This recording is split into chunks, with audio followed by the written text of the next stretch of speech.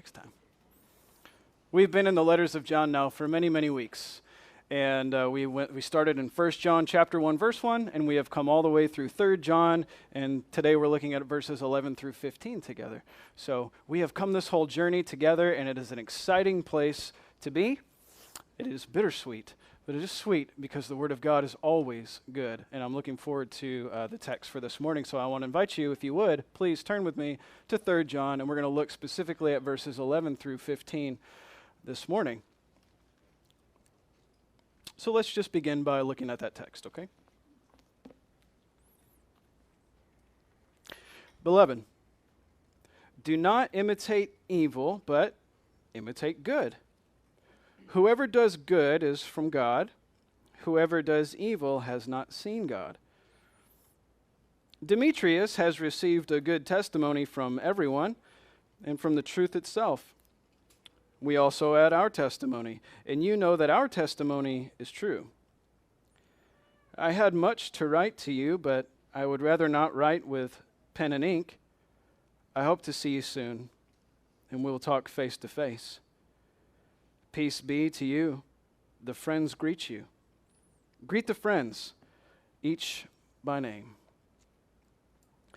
So let's be reminded of the circumstance here, right?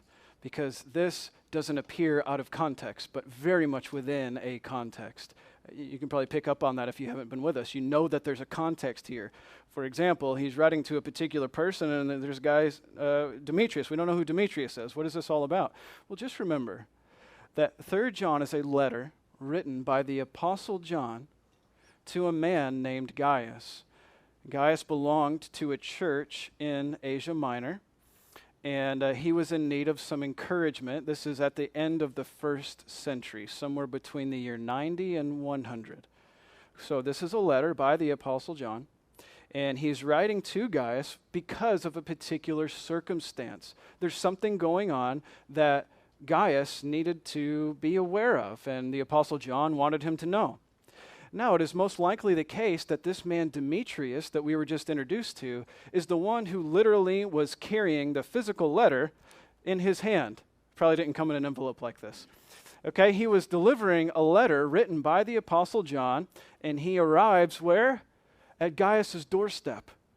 And Demetrius, who, from our account here, has never met Gaius, but shows up at his door, hands him a letter. But John the Apostle, he knows. And so John has written a letter of recommendation but to the character of this man, Demetrius.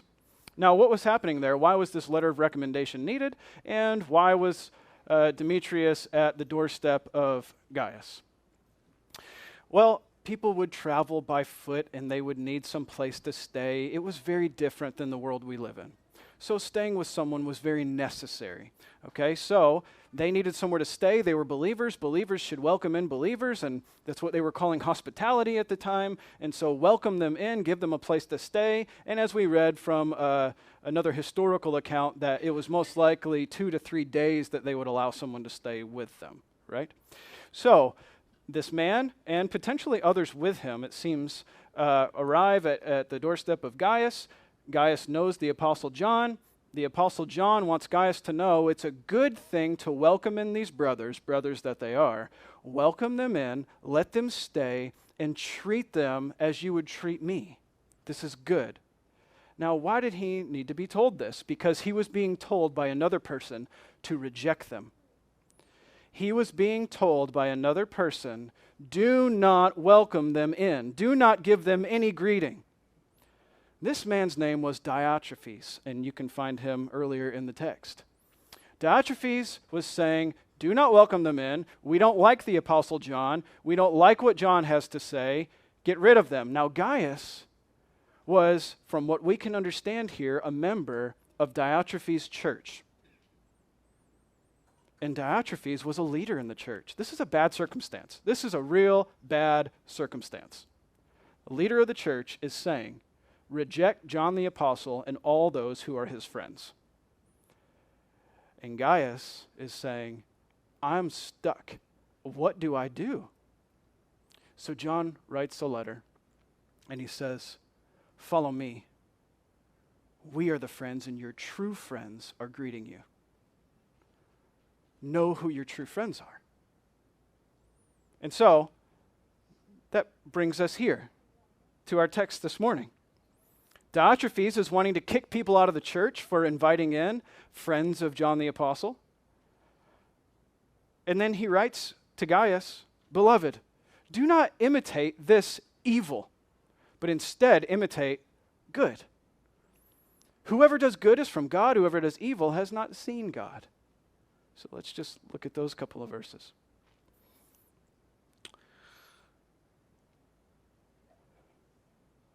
Gaius is caught in the middle of a difficult situation, yes? Gaius has a decision to make.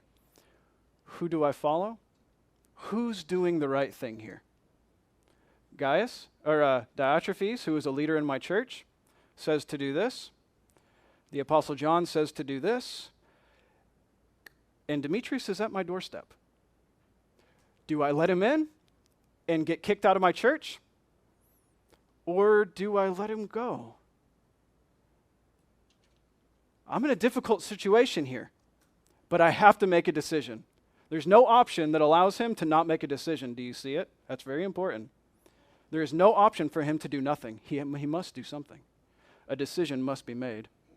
And you know, this is something that is very common to all believers. That all believers are required, called to discernment and decisions. All believers are called to discernment and decisions. I know most of you in this room, some of you better than others, but I know something that is common to many of you in this room, and that is a lot of you have just made some hard decisions. I know it. I know you have. Some of them big, some of them little. But I know some of you in this room are really struggling with, some people believe this and they call it good. But some people believe this and they call that thing evil. So what do I do? What's the right thing to do? What's the good thing? What is the evil thing to reject, and what is the good thing to embrace? I need to know.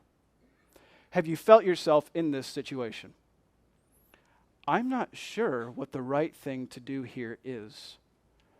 Do I call this thing evil or do I call it good, because I'm hearing both? This was the circumstance for Gaius. What do you do? How do you make a decision like that? Making decisions can be incredibly stressful. Everyone agree with me on that? There are certain personality types that love making decisions. I know you do. I know your type. I don't like making decisions. Amanda will commonly ask me a question, followed by silence, and she'll say, "Did you hear me?"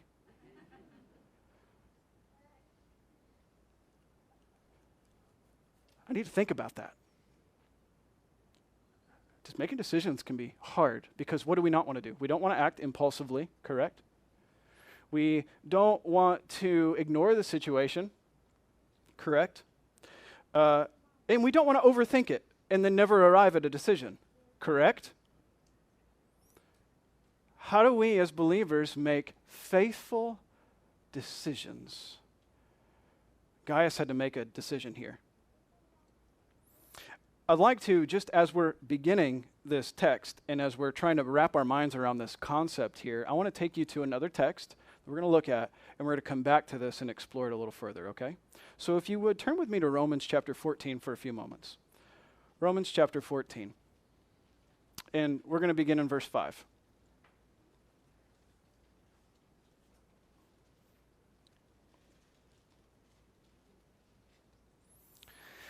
And here we are, Paul addressing the church in Rome. That's why it's called Romans. And he has something to tell them about how when certain believers make decisions and call something good, and other believers make a decision and call it evil, what do you do about that? There's a certain type of decision making where we can be divided in our decisions, can't we, as believers? How do we handle that? Paul helps. This is not the full answer to what we're looking at in 3 John, understand, but I'm gaining a perspective here from the scriptures so that we can go back and evaluate the proper way to handle this. So just look with me at Romans 14, beginning in verse 5. It says, One person esteems one day as better than another, while another person esteems all days alike. Each one should be fully convinced in his own mind. If you're like me and you write in your Bible, that verse needs to be underlined. Each one should be fully convinced in his own mind. The one who observes the day observes it in honor of the Lord. The one who eats in honor of the Lord, since he gives thanks to God, while another abstains in honor of the Lord and gives thanks to God. None of us lives to himself or dies to himself. If we live to the Lord, and if we die to the Lord. So then, whether we live or we die, we are the Lord's. What does that have to do with decisions? Is that we are all servants of another. As believers, your life is not your own to live, yes? As believers, you are servants of your Lord and Master, yes? Therefore, the decisions you make are yours? Or should all your decisions fall underneath the lordship of Christ? Each decision that we make falls under the lordship of Christ because our life is not our own to live, but it is lived unto the Lord. And that's what he means at the end. So then whether we live or we die, we are the Lord's. We are the Lord's servant. So in everything we do, in every decision we make, we are the Lord's, we are his servants, and so every decision we make falls underneath the lordship of Christ because we desire in all things to serve him. Right, are we together so far? So it says, it gives an example here. One person esteems one day as better than another, while another person esteems all days alike. Each of you need to be fully convinced in your own mind. In other words, it's not that one is right and one is wrong. This is very uncomfortable for, again, another certain personality type. If we are believers, we all ought to think exactly the same on everything. And if we don't, I got a big problem with you. But Paul says, one of you calls one day special. One of you says, listen, all days are special. What you need to be careful of is being fully convinced in your own mind. Why? Because if you're not, then you're not being a good steward of your decisions. Your decisions are not your own. They belong to the Lord. So you ought to be fully convinced in your decisions. And we could even just pause right there and just think about that, right? In every decision that you make, do you consider that that decision belongs to the Lord? And that you are simply a steward of your situation? That's difficult already, isn't it? That's very difficult. But it's what we're called to as believers. It's a good thing. Because you know what? The Lord that we serve in our decisions is the one who sustains us through all of them, whether we make a good decision or a poor decision. We are his, and he is seeking to take care of us through those. Has anyone in the room ever made a bad decision? It's like every one of us makes bad decisions. But the Lord is always faithful to those who are his. He will never just drop you because you've made a bad decision. He always holds you. He always holds you. You know, Paul says, can anything separate you from the love of Christ? Can anything? Can a bad decision separate you from the love of God in Jesus Christ? Thank you. Can anything? If the powers of hell cannot keep you in his arms, right? If the powers of hell cannot rip you from the arms of God, then neither can your bad decision. Is there comfort in that? I hope that you see that there is comfort in that. But now, is there a call on the believer to do everything they can to make a good judgment call, to be faithful to the Lord, knowing that even if we make a mistake, we might say when? The Lord is going to be faithful to us.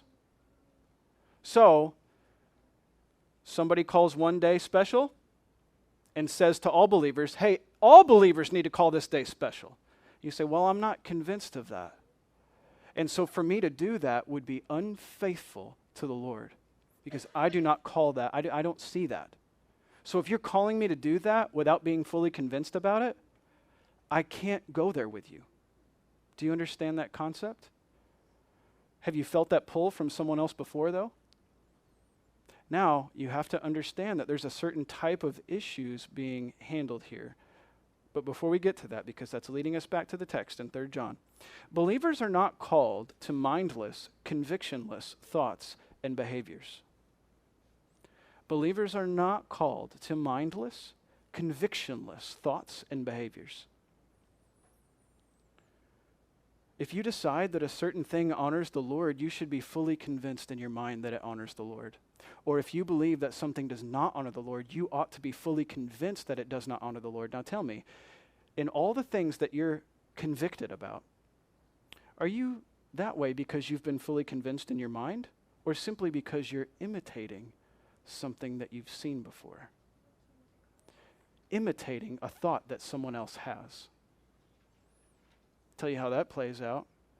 Someone tells me their opinion of a matter, and I say, "Oh yeah, why is that?" I just think that, the Lord, that's what the Lord wants me to do. You got anything else about that, or you just think? I don't. Never mind. There are lots of things that you could lump into that, right? Something says, I feel the Lord is leading me to ... Why? Why? Give me anything to tell me why. Are you fully convinced in your mind based on what? There are certain things that belong to Christian liberty, things that we can have differing opinions on. We all understand this concept, yes? I'll just give you some examples. Medical treatments, food and drink, entertainment, homeschool versus public school, celebration of certain holidays, things of that nature. You may be very convinced in your mind that something is evil in that regard, right? And yet, you have another believer who is fully convinced in their mind that it is good. Uh-oh, what do you do with that? What do you do with that?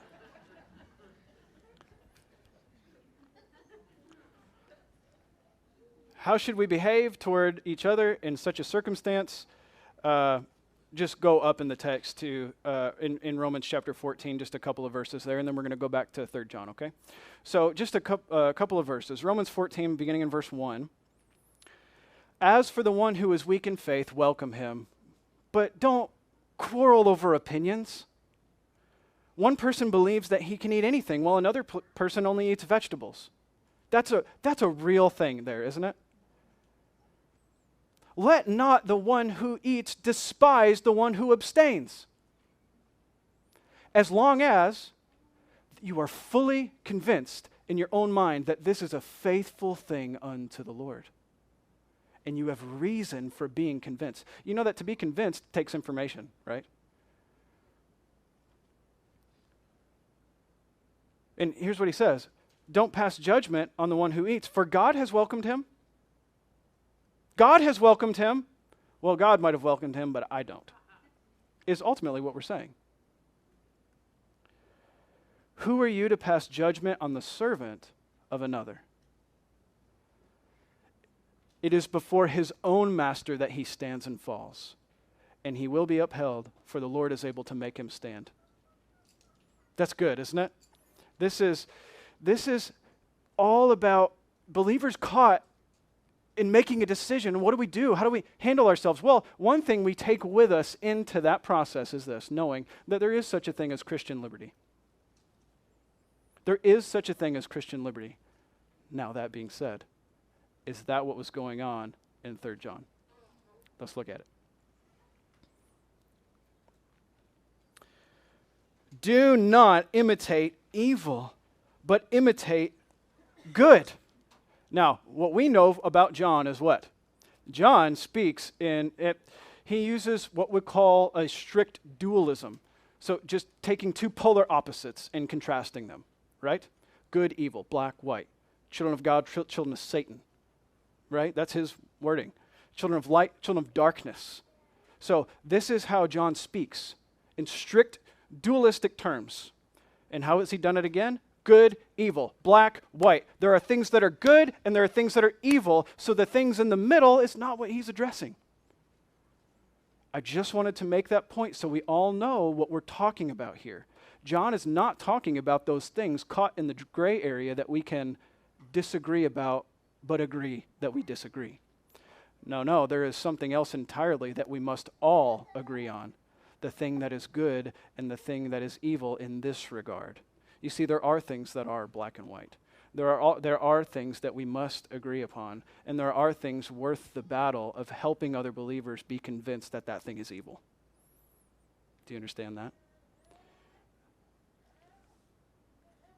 But making that determination of, is this one of those black and white issues, or is this a gray area issue?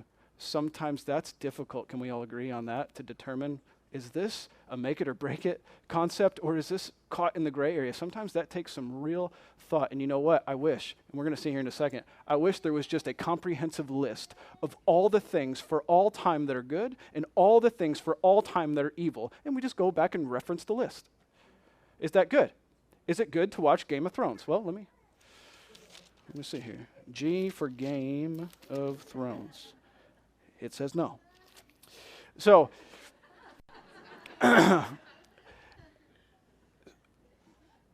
don't you wish that, though? But because no comprehensive list exists, what are we left to do? So this can be a real challenge, yes?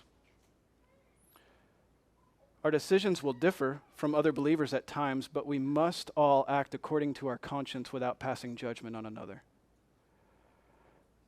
It was Martin Luther who said, "To go against my conscience is neither right nor safe," and I fully agree that the scriptures support that, and they support it here.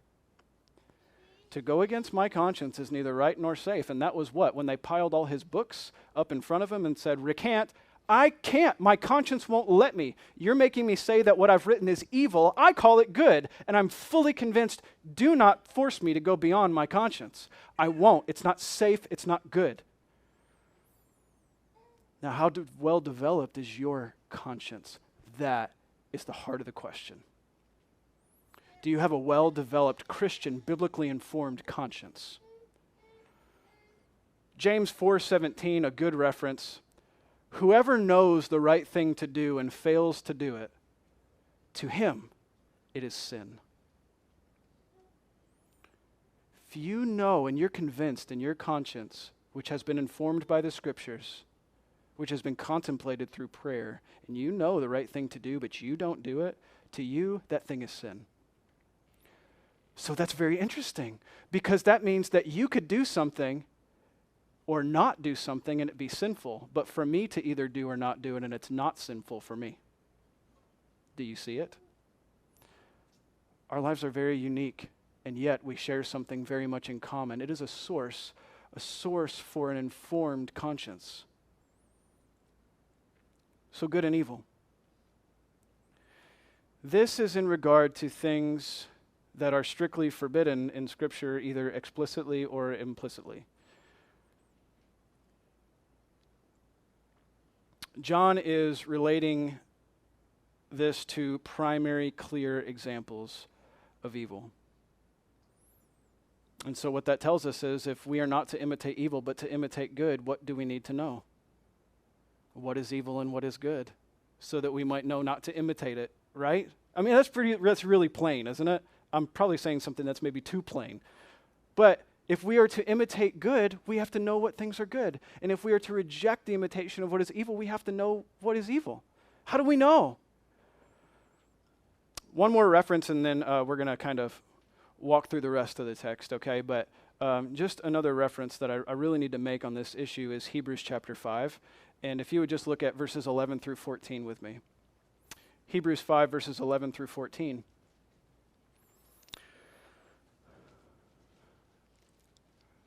This is just another thing that we're bringing into this concept here that we find in 3 John. And it says, "About this we have much to say, and it's hard to explain because you've become dull of hearing. For by this time you ought to be teachers, and you need someone to teach you again the basic principles of the oracles of God. You need milk and not solid food. Everyone who lives on milk is unskilled in the word of righteousness, since he's a child. But solid food is for the mature, those who have their powers of discernment trained by constant practice to distinguish good from evil. So, that powers of discernment always throws me in the ESV, powers of discernment. The word power is not in the Greek. It means your faculties, which is a word we don't use, which is why it used different wording. So it's like your sense of making moral decisions is trained, how? By constant practice of making distinguishment between what is good and what is evil. Is it a conversation regularly in your own mind or in your household that you are making a distinguishment between what is good and what is evil? What do we think about that? Is this a good thing or is this a bad thing? Or are we simply, here it is, imitating what the culture is telling us is good?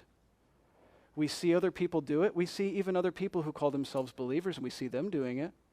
And we simply just follow suit, rather than being in the practice of constantly training ourselves to make a distinguishment between what is good and what is evil. Is this the way you live? Is this the way you operate? Constantly considering and evaluating, does God call this thing good or is this not good? I need to know. Why? Because I need to live in such a way that I make informed, good, biblical decisions, because I'm told not to imitate evil. And so I want to make sure before I do this thing, before I participate, that I'm fully convinced in my mind that I can do this in honor of the Lord. Or not do it. I need to know. And I'm not simply imitating what I've seen. The solid food of deep biblical doctrine enables a person to make distinctions between what is good and what is evil. That's what the text in Hebrews just told us. But we must be trained by constant practice. Constant practice, constant practice.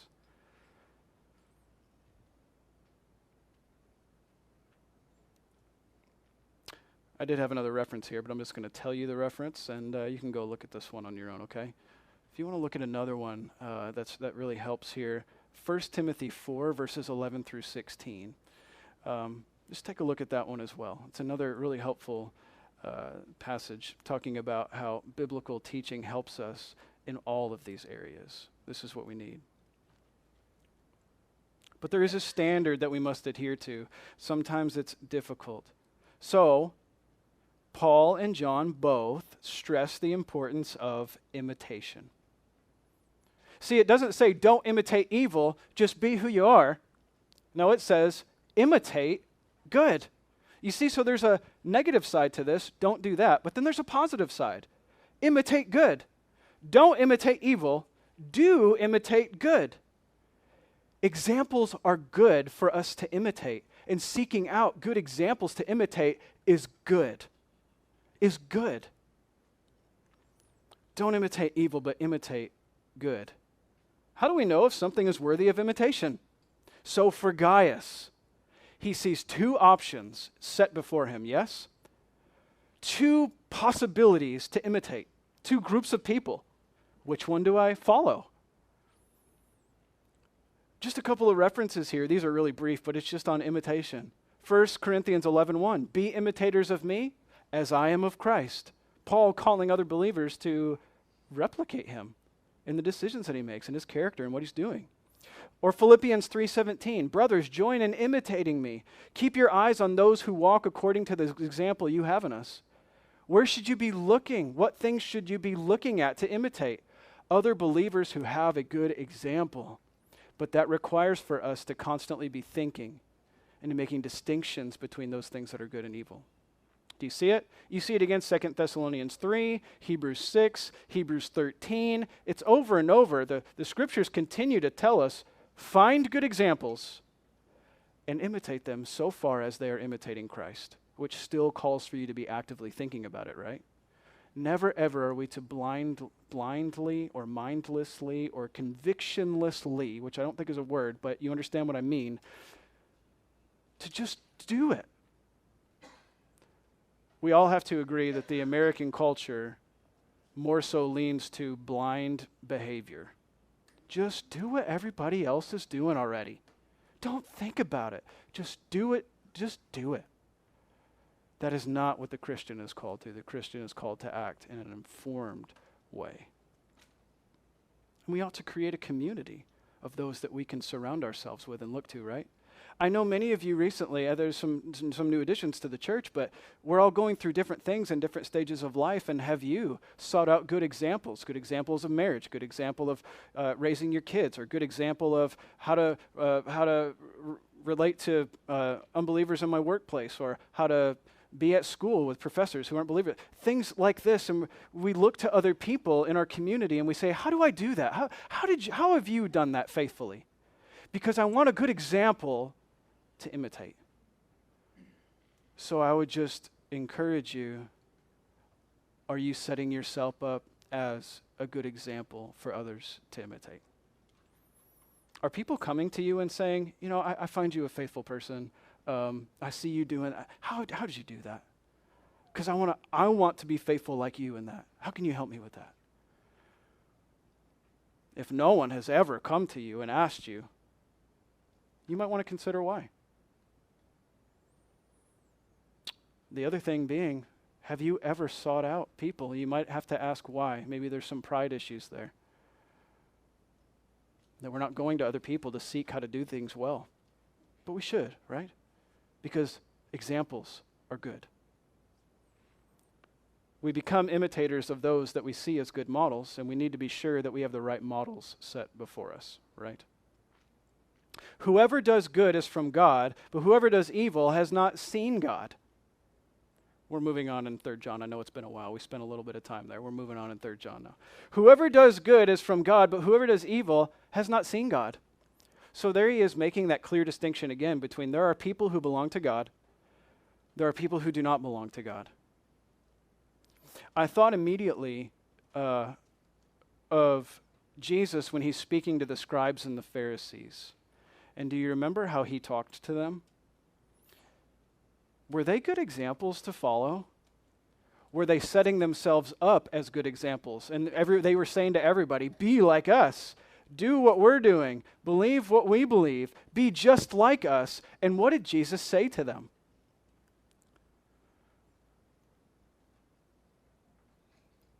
He says in Matthew 23, Jesus said to the crowd and to his disciples, the scribes and the Pharisees, they sit on Moses' seat. So do and observe what they tell you, but do not do the works they do. They preach, but they do not practice. Do not set them as examples in front of you.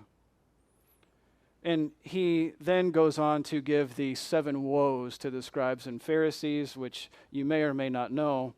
But I'll just read one of them for you here. This is out of Matthew 23, beginning in verse 27. Woe to you, scribes and Pharisees, you hypocrites! You're like whitewashed tombs, and outwardly you appear beautiful, but inside you are full of dead people's bones and uncleanness.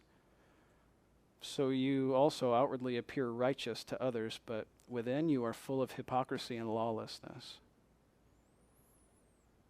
Not all things we want to imitate are good, even if they may appear it on the outside.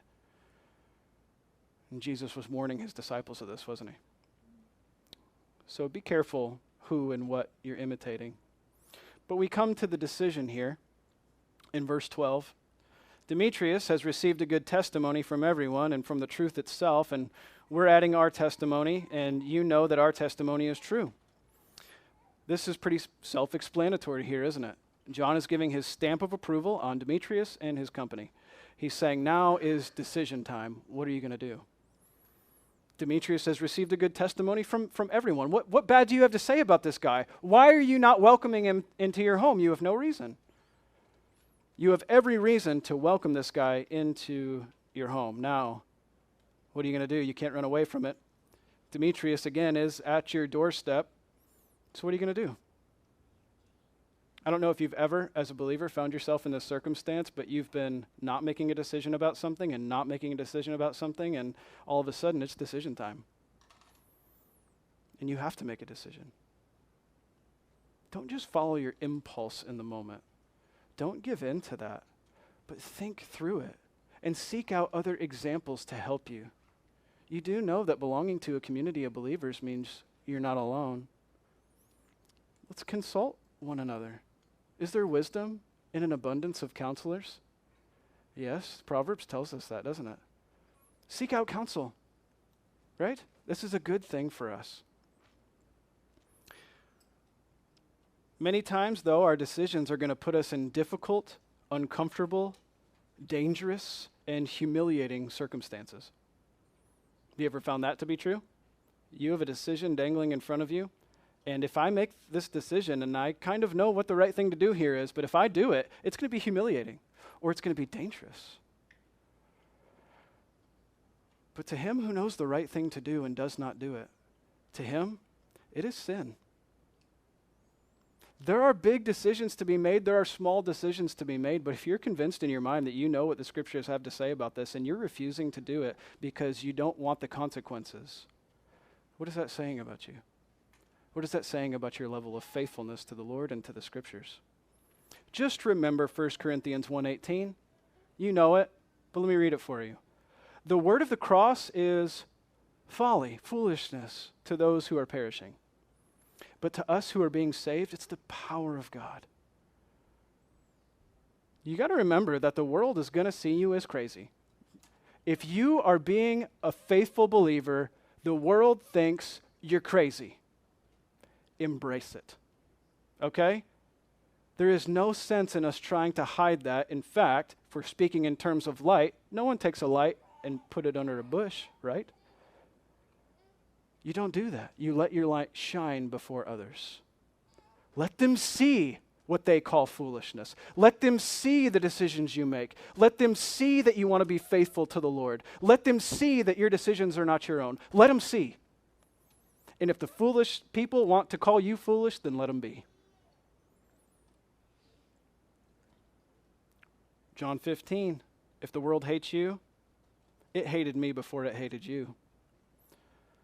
If you were of the world would love you as its own, but because you're not of the world, I chose you out of the world. Therefore, the world hates you. The world already hates you. They're just looking for those reasons to continue to hate you and to call you out on it. And then, we'll end here. You can tell I have a lot to say about this passage, right? I'm trying. I'm moving along with it. We're going to look at the last couple of verses. Okay, look at verses 13 through 15. He said, I had much to write to you. And again, I feel the pain. I feel the pain of that. There's a lot I want to say about this, but for your sake, let's move on, okay? So I would rather not write with pen and ink. We talked about that. He said a very similar thing. We covered that in pretty good detail. I hope to see you soon, and we're going to talk face to face. Peace be to you. The friends greet you. Greet the friends each by name. And this is what struck me about the whole passage. This right here, this is what hit me hard. He's already assuming that Gaius has made the right decision because he's calling them friends. He's saying, I know whose side you're going to choose to be on. You're on our side, and we're your friends, and you know who your true friends are. You know what camp you belong to. You know that Demetrius is a good guy. You know that you ought to be following us. We are in this together, and all the friends that are backing you and with you, we all are greeting you. We're in this together. Remember that you're not alone in this decision. Remember that you're not alone in your decisions when you're being faithful to the Lord. It feels like sometimes as a believer you're on an island, doesn't it? It's scary on that island. It's threatening because maybe you are removed and you're at work or wherever you are and you're making this decision. You're all alone. You're alone there. But you are alone only so far as you are representing Christ. You are also representing this entire body that's gathered together. We are all in this together. And so when you go through these hard decisions, remember that you do have friends, right? Remember that you do have friends here. Because we have something in common here. We all share this in common. We all have this in common together. Now, we may be very different from one another. We have different pasts. We're a different age, different walks of life. That's true. But you know what? We share something in common that goes far deeper than any of that surface level stuff. We are servants of the Lord together. And we want to hold you up and bear your burdens with you. We want to do that. So don't feel like you're on an island when you have to go through this hard stuff together. Let's bear it together. Can we do that? Do you want to do that? Do you want help in bearing these things together with other people who want to be faithful just like you want to be faithful? I'm not sure if you have a believing family or not. I know many of you do, some of you don't. So maybe you have relatives, sons and daughters, or parents, or whoever it may be, who are not believers. That may be you. And you find it difficult because we're not operating on the same wavelength here. And my heart is all in this, but you can't even see it. I cannot go there with you, but you can't even tell. I want to tell you that even in that, you have someone to bear your burden with you. I know it can be difficult. I know what it is to make hard decisions when others see you as nothing but an outcast, a rebel. They see it as an act of not loving them. When in reality, we have to admit, I do love you, but I love the Lord and I serve Him, and I must do what I am fully convinced in my mind is right. And even then, aren't you thankful for a community of people who are like-minded with you? Who are like-minded with you. You're not shut out from the rest of the world, but we operate together. And that's the community that we should have, and I'm encouraging you to embrace that. Embrace the community that is like-minded with you, because there is joy and there is comfort and there is help to be found. You have friends. You have friends in Christ. John found it important to remind Gaius that he has friends because he felt all alone. You are not alone either. And if maybe we've learned one thing from John, it's what? All those who say they love God love all the children of God. And if we do love each other, we want to bear this life together with one another, don't we? You thankful for what John had to say to these churches? I am very thankful. And I think, from what I have heard, that what John had to say has made an incredible impact on the way that many are understanding the Christian life and what it means to relate to one another. And that is encouraging, because what do we all want? We all want to be found faithful to serve our Lord. And the church is part of His design for serving Him faithfully.